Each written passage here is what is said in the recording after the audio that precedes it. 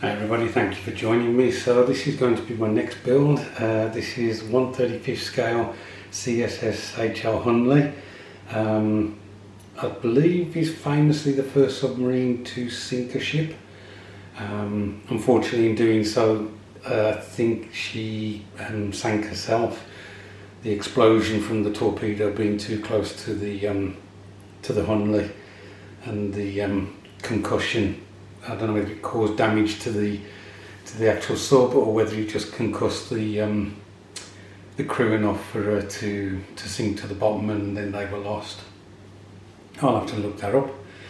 Really looking forward to building this. I bought it a while back. I know that Charlie Mack has built this, and I'm sure one or two of you have also built it. Let's just have a look at the box contents. So here's one half of the hull. It's about 32 centimetres long. I could work out what that is in inches, but I'm not going to. So the hull itself is just two halves, which is really good. And then we have one plastic sprue, which I think includes the torpedo boom and one or two other things I can't quite recognise. But this is the only plastic sprue you get with the kit, so there's not many parts to this at all. Here we have some photo etch, so that's going to be really interesting to put that on the kit. I'm not a big fan of photo etch, but of course I will give it a go in order to get this build completed. And finally you have a base, and you get a clear sprue, and you also get the masking or the masks I should say, to put over these clear parts, I think it is, when you want to spray paint this. And this is the instructions in its entirety.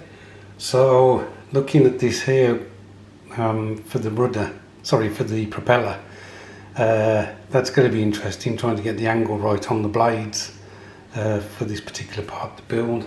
But we're going to give it a go. So I think I'm going to keep this as one video, guys, like I have been doing recently with a lot of builds. So the next time you see this, there will be some progress. I'll catch you in a bit. Okay guys, so I'm back with a bit of an update. As you can see, the two hull halves are glued together, and just got some tape there holding them in place. There's quite a few holes that you have to drill out, which will have the small portholes, the clear glazing that's on that one sprue.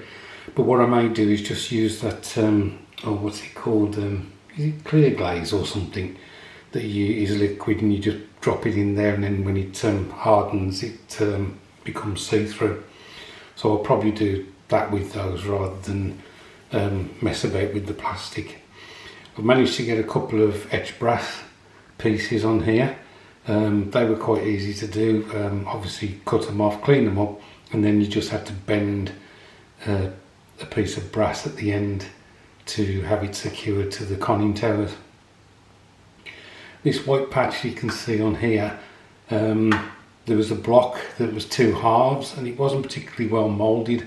So what I did was I fitted it as best as I could, and then I'm using some evergreen styrene to try and tidy it up a bit, so you certainly won't see that split down the middle. I could have just used filler, but I thought it might look better with this on there. So that's that. There's just one other thing I want to show at this point. So this may not look like much. What it is some evergreen styrene that's been cut to the width as some couple of brass items. What I'm trying to do, this is going to be the guard or the shield for the propeller, and what I'd prefer to do is try and get this as one complete circle, as opposed to bending the two brass parts. As you can see, it's really thin. I had it tied round an item that was the exact diameter I needed, and what I did was I taped it to that item, and then I poured boiling water on it, but obviously the boiling water has made the tape come away. But what I'll do is I'll probably do it again just so I can get this styrene to get to the right diameter. It may be that I could try and glue it as it is, but I think it's still kind of trying to get a horseshoe shape really rather than a circle. So that's my attempt at that. We'll have to see how we get on. So a bit more of an update, although progress has been slow. I've finished covering this plastic box that was 2 parts from the kit, trying to make it look a bit more solid, and hopefully it will look better than the, as I say, trying to fill the 2 halves, which looked pretty bad. On the bow here, there was a bracket, but all it was a single piece of brass that came out. What I've done is I've cut a bit of evergreen, very thin evergreen styrene, same stuff as I used here, folded it over, and I've splayed it out either side of the bow, and hopefully this boom that you see here will fit in the end of there. It may be a bit long, I may have to cut it down a bit, we shall see. The other thing I've been asking about, there was a couple of brass etched pieces to go on the torpedo itself to hang it from the boom. I didn't like them. I thought they were too thin, to be honest, and I thought there'd be more like a strap holding the torpedo on there. I could be wrong. It could have been that the torpedo was supposed to be released when this boom punctured the hull of the ship, and then it was pulled out from where it was hanging. But I like this better. This was just some lead off a wine bottle that was cut into thin strips and then super glued round to follow the contours of the boom and the torpedo itself. So I've got to be honest, guys, I am having a lot of fun. It's taking time, but I'm really enjoying it. So that's the progress so far. I'll just show you the propeller guard, or whatever it's called, that I made. So you were given 2 brass strips like this, and what you were supposed to do is bend them in order to create the circle that goes around the propellers.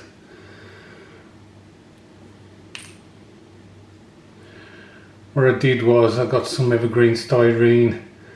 I put an object between these 2 grey pieces to give me an idea of the circumference I needed. When I found the appropriate piece, I just put the evergreen round, cut it to length. Yeah, I think I cut it to length. Taped it to the piece, and then I poured boiling water, put it in like a bowl, and poured boiling water in so that the evergreen would follow the contour. Now it is a bit of an oval. I perhaps made it too long. I should have shortened it a bit, but from this angle, which is how you'll view the submarine, I don't think you'll notice too much. I'm just hoping that it will fit over the propellers. I have just mounted the propellers, the brass propeller parts, onto the stub of the propeller, or the what would it even been called, the boss of the propeller. So that will be fitted onto the stern of the Hunley, and then I'm hoping this will slide over it, and the job will be a good one. So yeah,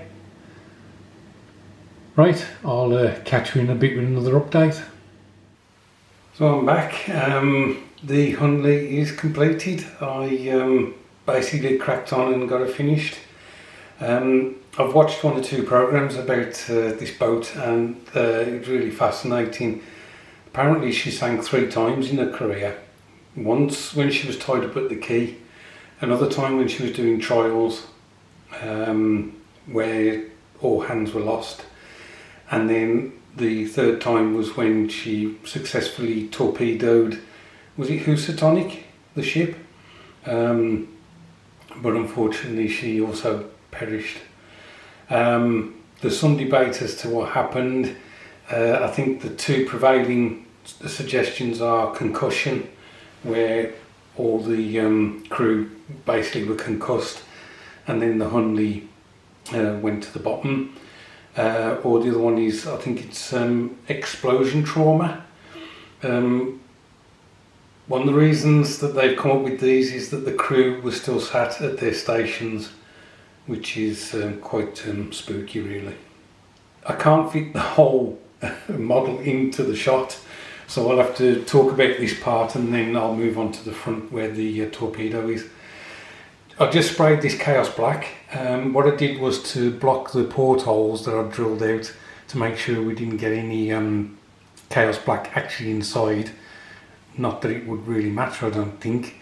I just cut some points off the cocktail sticks and stuck them in there, so along there, and then also in the conning towers as well. And then I sprayed it Chaos Black, gave it a really good coat of Chaos Black, and that was that. Let's move to the front of the boat. Okay, so I had a bit of a problem here. There wasn't a boom, a second boom, an upper boom included in the kit, and it wasn't until I'd painted it all the rest of the boat that I realised that there perhaps should be one up there. I think because the Hunley was raised and the boom wasn't there, there are some instances where it's not shown. It may be that she went through several designs and she had the upper boom on one design and not on others, I don't know. But this lower boom here slotted onto the bracket I made, which you saw earlier in the video. This was going all over the place. The weight of this torpedo on here, even though it's only plastic, it was very worrying, to be honest, that this wasn't going to hold much longer. So thinking that perhaps the boom should be there, I put that on, and then as quickly as I could, got some string on here to take some of the weight off this point. Not the best rigging job, if you like, but you know, as I say, I was desperate to get some support on this.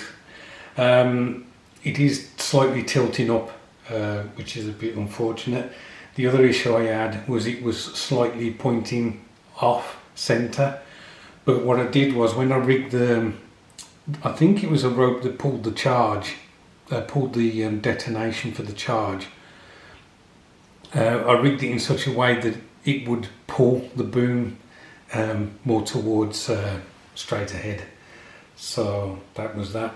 The boom on here is just a cocktail stick that I cut the ends off and just super glued it on. As I say, if I had realised beforehand, I would have tried to do some more of the lead straps that I made for the torpedo. I would have put a couple on there to give it a bit more authenticity. But I now have HL Hunley. Again, there's some debate whether it should be CSS Hunley or just HL Hunley, because apparently it was made by a private individual. I don't know.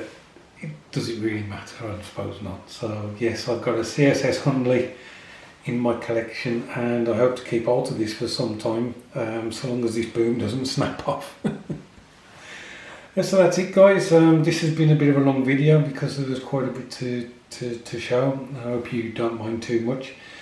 Thanks ever so much for watching. I do appreciate it. I hope your week is going well. Look after yourselves, and I'll catch up with you soon.